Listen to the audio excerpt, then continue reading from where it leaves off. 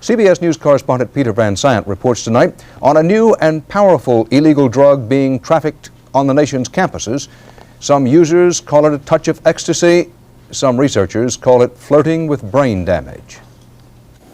It's an illegal, dangerous drug which officials say has become a coast-to-coast phenomenon on college campuses. Users call it ecstasy.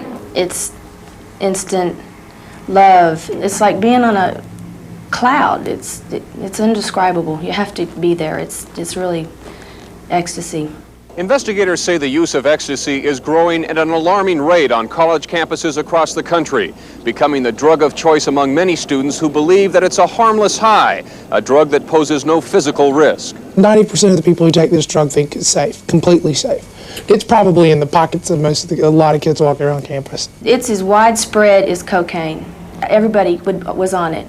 You could go anywhere you go, you're going to find it. But some researchers say ecstasy is a drug of chance, that laboratory tests on rats show that even one dose of ecstasy could cause brain damage. The toxicity presents a tremendous risk, and the dose that just starts to turn people on is the dose that is starting to poison them. Some users tell stories of ecstasy's frightening side effects.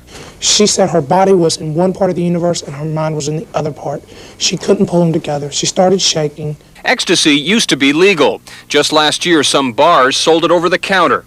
But after warnings were raised about potential brain damage, the government quickly outlawed the drug. It's now made in underground labs, primarily in California.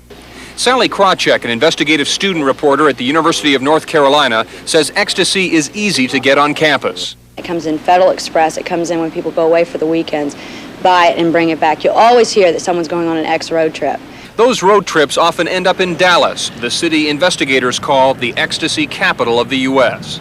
Dallas was more or less used as a test center, a marketplace, if you may, to distribute the drug ecstasy. Possession of ecstasy now carries the same penalties as heroin, but officials say the drug's popularity is booming, and they worry that many students will learn the hard way that there's no such thing as a harmless high. Peter Van Sant, CBS News, Atlanta.